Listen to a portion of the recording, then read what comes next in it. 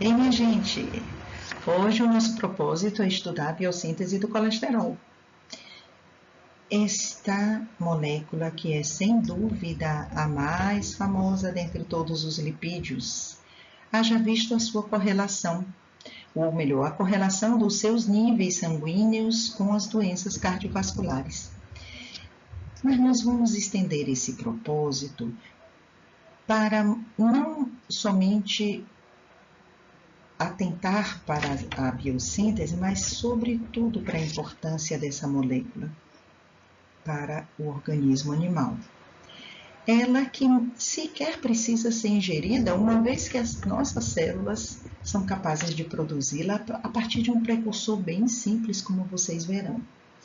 E uma vez sintetizando o colesterol, nós podemos disponibilizá-los para as membranas, para a síntese de sais, ácidos e sais biliares, para a síntese de vitamina D e dos hormônios esteroides que vão ser objeto da nossa segunda videoaula de hoje.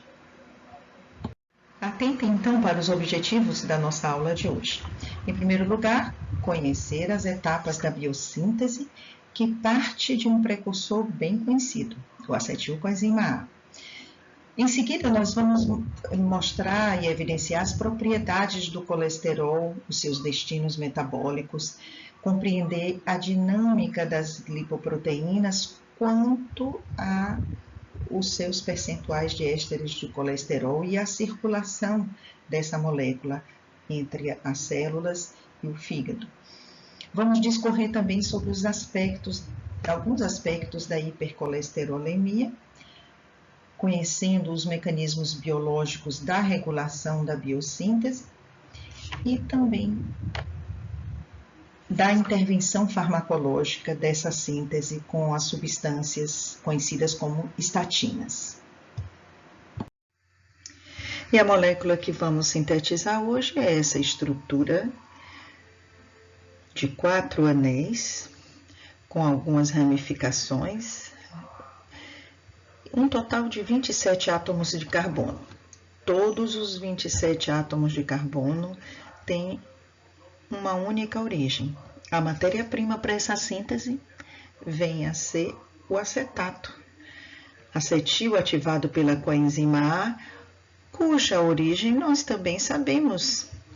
Carboidratos, lipídios ou até alguns aminoácidos podem ser precursores dessa molécula que, longe de ser vilã, ela tem um papel crucial por ser componente de membranas celulares e por ser precursora de hormônios esteroides, que em seguida também sintetizaremos, ácidos biliares, sais biliares e vitamina D. Antes de começarmos a biossíntese do colesterol, eu trago aqui para vocês uma curiosidade. Um dos intermediários da biossíntese, vocês verão logo mais, é um derivado isoprínico. Na verdade, são 2 isômeros, aqui ele está na sua forma ativada, o isopentenil, que também participam da biossíntese de muitos outros compostos, tanto de origem vegetal como animal.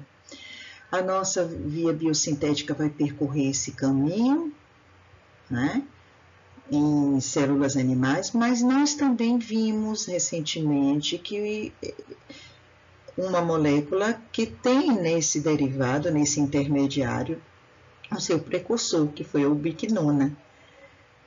As vitaminas lipossolúveis são derivadas também dessa cadeia biosintética, o que prova o quão ela é importante na escala evolutiva. O conjunto das reações de biossíntese do colesterol pode ser subdividido em 4 etapas. Na primeira delas, 3 unidades de acetato vão se condensar para formar o mevalonato, 6 carbonos do mevalonato. A seguir, o mevalonato, por reações de ativação e descarboxilação, vai dar o isopreno. E numa terceira etapa, 6 unidades de isopreno, cada um com 5 carbonos, serão condensadas para formar uma estrutura linear com 30 carbonos, chamada de esqualeno. A quarta e última etapa é a etapa de ciclização do esqualeno, quando veremos o surgimento dos anéis por reações oxidativas, por remoção ou por migração de grupamentos metil. Vejamos as reações que configuram a primeira etapa da biossíntese. Começamos por condensar 2 moléculas de acetil coenzima A, liberando a coenzima A de uma delas. Essa reação gera esse intermediário de 4 carbonos, que é o acetoacetil coenzima A, que logo recebe o terceiro acetato. Coenzima A é dispensada e esse composto resultante, ele tem no carbono beta um grupamento metil, um grupamento hidroxílico e um total e uma cadeia de ácido glutárico, ainda preso à coenzima A. Esse composto beta-hidroximetilglutaril-coenzima A vai sofrer uma redução no seu primeiro carbono. Essa redutase é dependente de NADP reduzido. Será então liberada a coenzima A e o produto mevalonato dará continuidade. A etapa de obtenção dos isoprenos vai exigir um investimento energético. Então, o mevalonato vai ser ativado inicialmente pela transferência de um radical fosfato no carbono 5, uma fosfotransferase, produzindo o 5-fosfomevalonato. Mais um mol de ATP vai ser gasto aqui. Outra fosfotransferase, a fosfomevalonato sinase, vai gerar esse composto que é o 5-pirofosfato mevalonato, ou pirofosfomevalonato. Um terceiro ATP, um terceiro mol de ATP, vai formar uma ligação éster com a hidroxila do carbono 3. O composto resultante é o 3-fosfo-5-pirofosfomevalonato. E numa etapa subsequente, uma descarboxilase usará a energia da liberação do fosfato do carbono 3 para dar os 2 isômeros, o delta-3 isopentenil pirofosfato e o dimetilалил pirofosfato. Com esses 2 isoprenos ativados, nós prosseguiremos na etapa seguinte. E agora, minha gente, nós vamos prosseguir com os derivados isoprínicos. A regra é o seguinte: cada derivado isoprínico que é pirofosforilado, um deles vai ter uma hidrólise dessa ligação pirofosfato e a energia dessa hidrólise proporcionará a condensação. Vamos dizer que é a cabeça com a cauda, o primeiro com o segundo, sempre obedecendo essa regra. A primeira enzima, uma transferase, juntando as 2 subunidades, os 2 intermediários, vai proporcionar uma ligação e esse composto nós vamos chamar de geranil pirofosfato. Um terceiro derivado isoprínico, o delta-3 isopentenil, também chega ativado pelo pirofosfato e, novamente, uma transferase hidrolisa o pirofosfato e combina os 2 carbonos, cabeça e cauda. Desta feita, o produto é o farnesil pirofosfato. Prosseguindo, vejam que até agora nós usamos 3 derivados isoprênicos. 1, 2, 3. Prosseguindo, nós vamos condensar 2 unidades de farnesil. E a enzima esqualeno-sintetase vai liberar os 2 ácidos pirofosfóricos, mas ela fará também uma redução e o produto, essa longa cadeia linear com um total de 30 carbonos, que chamaremos de esqualeno, é quem prosseguirá para a quarta etapa, que será a ciclização. Mas antes me ocorre aqui lembrar uma estratégia que foi feita para desvendar essas etapas de biossíntese, que foi a seguinte: os pesquisadores usaram carbono radioativo, carbono 14, horas para marcar a metila do ácido acético, horas para marcar a carboxila. Então, a um grupo de animais foi dado acetil-CoA radioativo na metila e ao outro grupo na carbonila. E assim foram desvendando o produto formado, o colesterol, e montando esse quebra-cabeça, observando onde ficava a metila ou a carboxila, e essa foi uma estratégia bem inusitada, mas muito eficiente para elucidar como essas moléculas se encaixavam, como esses derivados se encaixaram. Vamos então à quarta etapa. E finalmente, na quarta etapa, nós temos aqui o esqualeno foi propositalmente organizado, ainda é uma cadeia linear, mas foi configurado para prever como ficará após a ciclização. Ciclização que vai se dar por uma primeira reação que é de oxidação do carbono 3. Essa monoxigenase depende de NADP reduzido e de oxigênio molecular. E é ela que é responsável pelo aparecimento daquela hidroxila no carbono 3. A hidroxila que será comum a todos os derivados esteroides. Desta reação, o produto esqualeno 2,3-epóxido representa uma espécie de tronco a partir do qual os vegetais prosseguem sua biossíntese de esteroides, os fungos também têm sua própria via biosintética e os animais prosseguem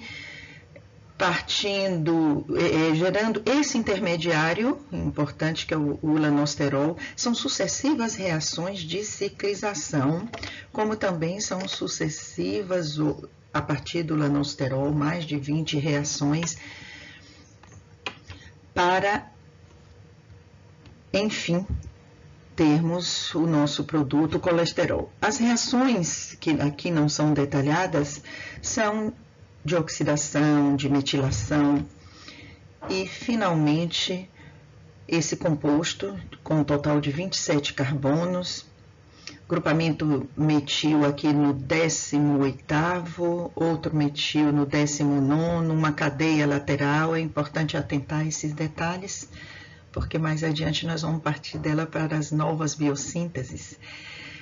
Como característica, esse grupamento alcoólico em posição 3 e essa ligação dupla entre os carbonos 5 e 6.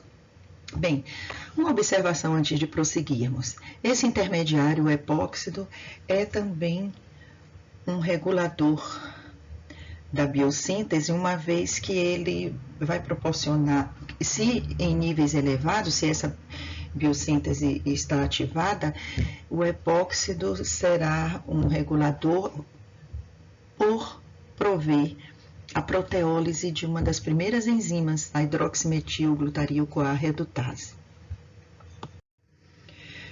Esse conjunto de reações que nós acabamos de ver pode se dar em qualquer célula.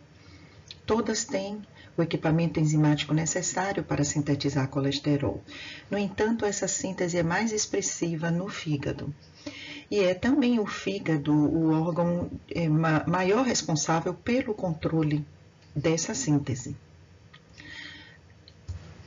Uma vez terminada a síntese, esse colesterol pode ser disponibilizado para a membrana, ou no caso específico de hepatócitos, ele vai ser processado para ácidos, sais biliares, que comporão a bile, que vão emulsificar, colaborar na emulsificação dos lipídios e na ação das lipases, portanto, na digestão.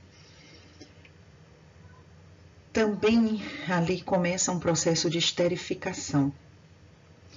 Uma enzima que é a acilcoenzima A colesterol, que transfere ácidos para a terceira hidroxila do colesterol. É uma aciltransferase. E começam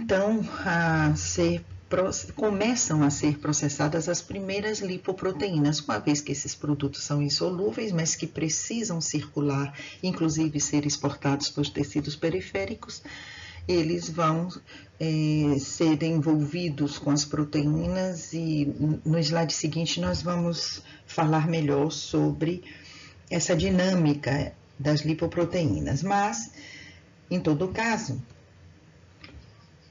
o fígado exporta, principalmente esterificado,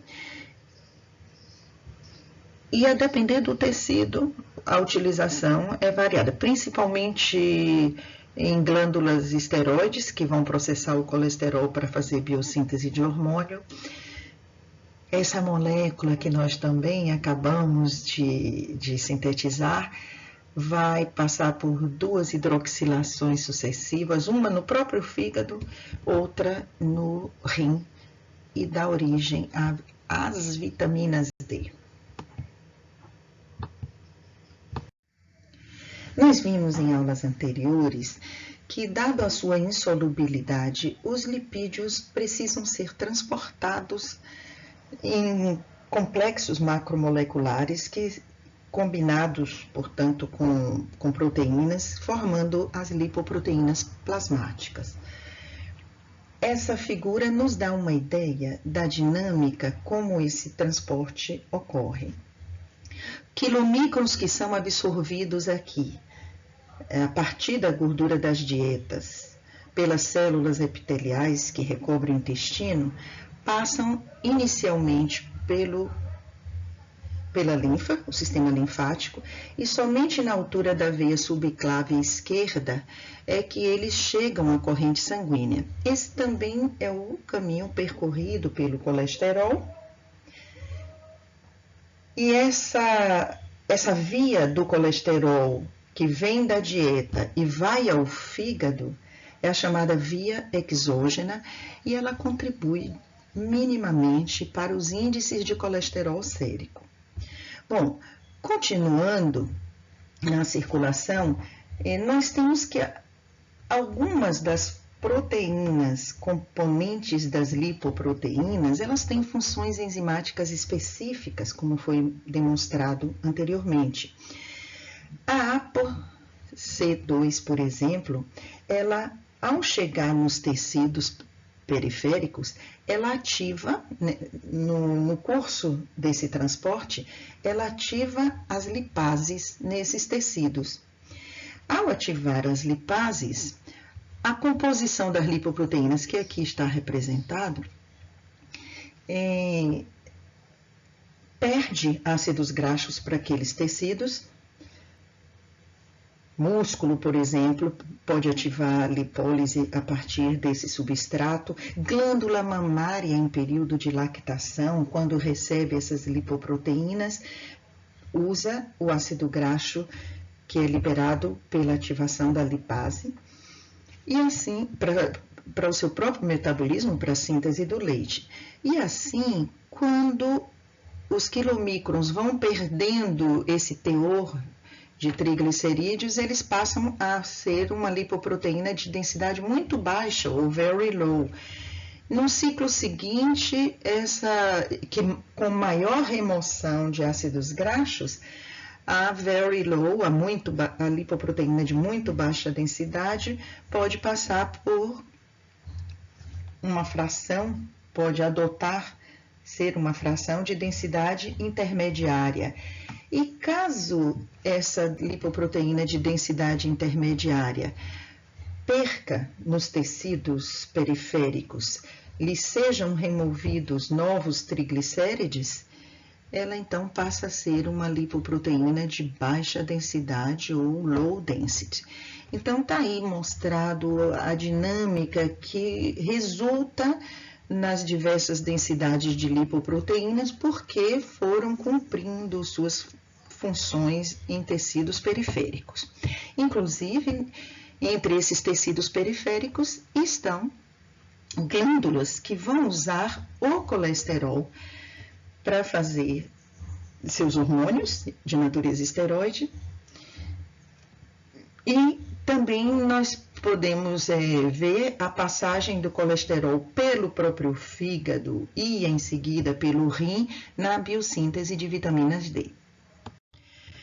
Bem, no slide anterior nós recordamos a dinâmica das lipoproteínas e aqui vamos ter a oportunidade de recordar a composição.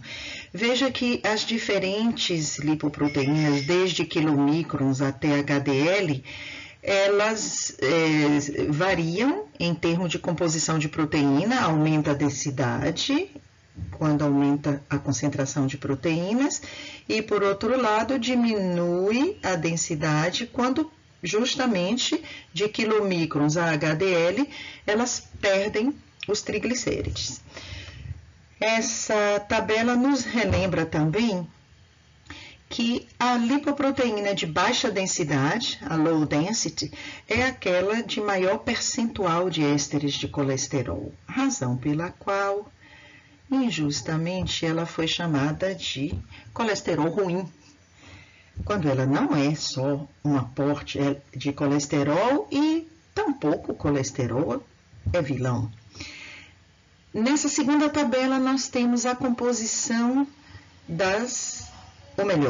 os papéis e algumas características das apoproteínas, características como peso molecular e características como papéis biológicos. Eu chamo a atenção para a ApoC2, que já discorremos sobre o seu papel, ativadora de lipases nos tecidos periféricos, a ApoA1, que ativa a lecitina colesterol aciltransferase, e outros papéis também importantes, mas antes vamos ver aqui aquela apoproteína de maior peso molecular, que é a B100, cujo papel funcional veremos em seguida.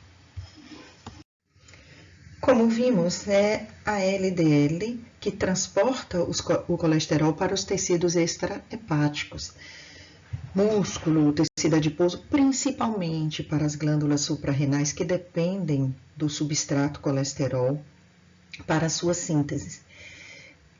Esse sistema de captação, de recepção do LDL se dá a partir de um receptor que identifica nas superfícies celulares exatamente a ApoB100. Uma vez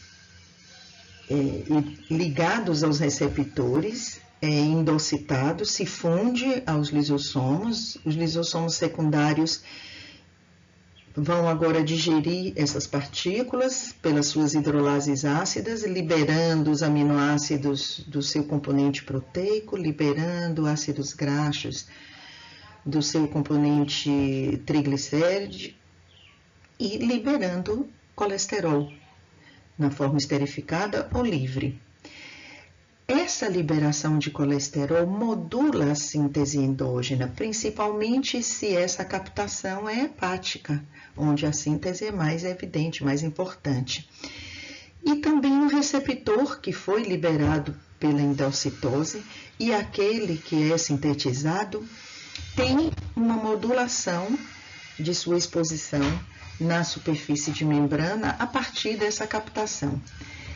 Esse mecanismo de captação foi elucidado nos anos 80, por Brown e Goldstein, a quem nós citaremos, detentores de prêmio Nobel, que nós citaremos ainda sobre o seu trabalho. A falta desse mecanismo por defeitos genéticos na proteína B100 é um fator predisponente da hipercolesterolemia familiar, porque uma vez não havendo o reconhecimento da partícula e ela não sendo absorvida, esse mecanismo de controle endógeno é perdido. Portanto, nós vimos até aqui o ciclo de renovação das lipoproteínas plasmáticas, de transformação, mais precisamente, das lipoproteínas, e no último slide, o retorno da LDL para o fígado, que é considerado a via endógena do metabolismo e do transporte do colesterol. Mas esse colesterol também é minimamente transportado pela outra fração lipoproteica, cujo papel é fazer justamente uma depuração dos remanescentes de quilomicrons e de VLDL e ainda uma esterificação do colesterol a partir da fosfatidilcolina, porque no seu componente proteico, ela que é a lipoproteína mais rica, mais densa, de maior percentual de proteínas, mais de 50% de proteínas. Entre essas proteínas tem a ApoA1, que ativa uma enzima que justamente transfere ácidos graxos da lecitina ou da fosfatidilcolina para o colesterol, esterificando-os. E essa captação de colesterol da periferia, células periféricas e da corrente sanguínea e de retorno ao fígado, é também chamado um transporte reverso do colesterol. E por esses atributos, essa lipoproteína recebeu o seu codinome, foi denominada de colesterol bom. Mas é o equilíbrio entre as frações que bem traduz o estado da lipidemia, sendo os valores entre HDL e LDL muito considerados no acompanhamento clínico e na prevenção de doenças e problemas cardiovasculares. E como será, minha gente, que uma via biosintética de tamanha complexidade é regulada? Bom, obviamente que existe uma regulação que passa pelo equilíbrio entre a ingesta alimentar e o dispêndio energético e a demanda energética. Como também nós vimos ao longo dessa videoaula, que existe uma regulação da síntese pela captação, particularmente da LDL, por afinidades de receptores com a proteína B100. Mas existem mecanismos outros bem eficientes sobre a regulação enzimática. Por exemplo, a insulina, ela é uma ativadora dessa biossíntese, agindo na hidroximetilglutario-CoA redutase. Esses mecanismos de regulação a gente viu que sempre se passa no início, nas enzimas do início das vias biosintéticas, né? Por outro lado, o glucagon inativa, a mesma enzima. E o ATP? Níveis baixos de ATP são inibidores dessa biossíntese, porque a matéria-prima, acetil-CoA, não vai ser usada para sintetizar colesterol, e sim desviada para energética, para via oxidativa. Somente níveis elevados de ATP podem sim estimular a biossíntese do colesterol. Daí o cuidado, hein? E vocês se lembram que na etapa final da biossíntese, antes da ciclização, o esqualeno era oxidado. E esses oxisteróis são também reguladores, estimulando dessa feita a proteólise da redutase. Tá aí mecanismos bem eficientes, bem eficazes para esse controle de regulação, para essa regulação da biosintética. E que tal a gente fazer um intervalo aqui para contar um pouquinho de história? Vamos lá. No início do século XX, surgiram as primeiras evidências de que dietas ricas em colesterol estariam associadas à formação de placas ateromatosas, a chamada hipótese lipídica. Essa linha de investigação ganhou força, principalmente depois dos anos 50, depois das duas guerras, e foi incentivada por organismos governamentais, principalmente americanos, com desenvolvimento não só de estudos epidemiológicos, mas também de estudos experimentais. Um desses estudos experimentais usou uma resina ligadora de ácido biliar, a chamada colestiramina, para depurar o colesterol, e os resultados foram associados a uma diminuição da incidência de doenças cardiovasculares. Logicamente, isso desencadeou um interesse muito grande, principalmente com a perspectiva de intervenção terapêutica, desenvolvimento de fármacos para o controle da síntese de colesterol. Na década de 70, o pesquisador Akira Endo, do laboratório japonês Sankyo, trabalhando com culturas de fungos para isolar antibióticos, isolou uma substância, uma primeira estatina, denominada de compactina, que se mostrou ativa na inibição da síntese de colesterol.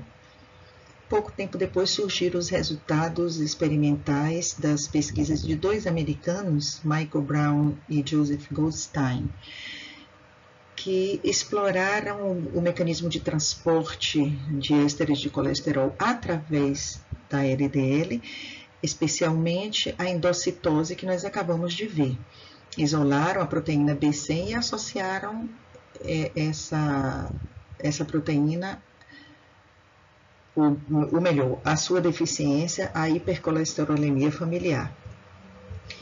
Bom, a indústria farmacêutica se mostrou então muito interessada em incentivar essas pesquisas, o que ainda hoje é bem visível.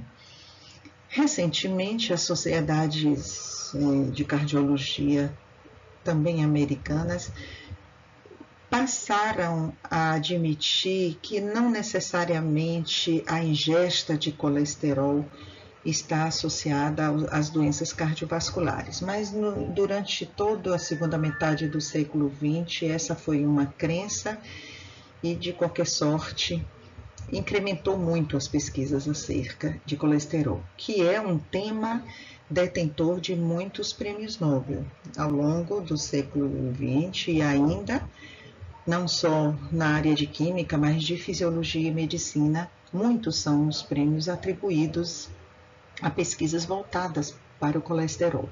Nós vamos passar em seguida a falar sobre o mecanismo de ação das estatinas. Nós já tivemos a oportunidade de dizer que a formação de placas de ateroma envolve uma etiologia muito diversificada, desde a genética aos hábitos alimentares, não somente alimentares, mas aos hábitos de vida.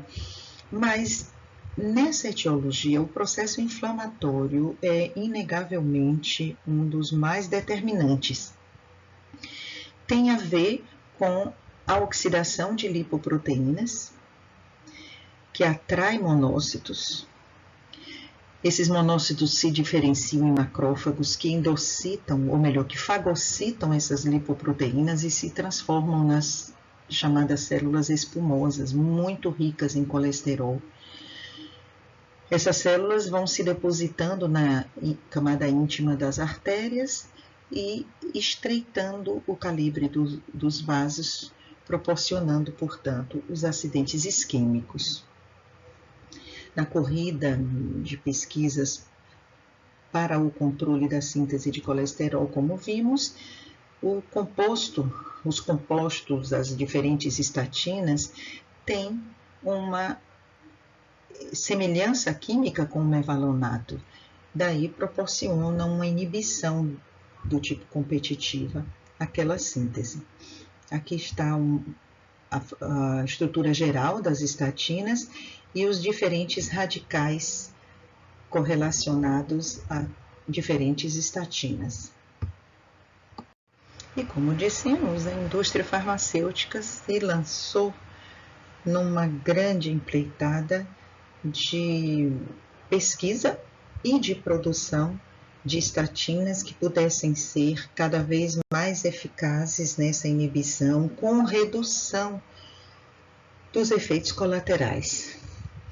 Hoje, acredita-se que as estatinas melhoram o fluxo sanguíneo, aumentam a estabilidade das placas, de certa forma impedindo que elas se desgarrem, que elas se rompam e que elas obstruam o fluxo sanguíneo.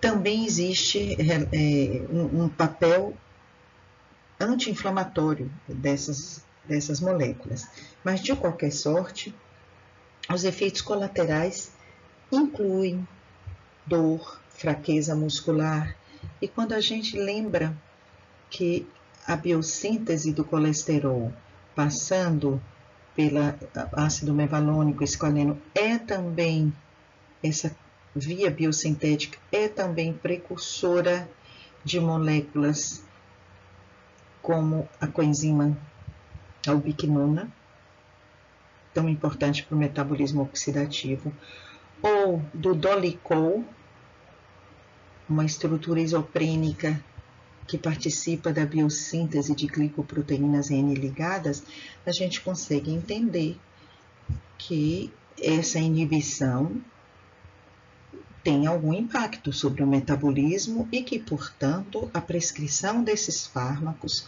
só deve ser uma opção bem pensada quando outros mecanismos de controle das dislipidemias não se mostrarem eficazes.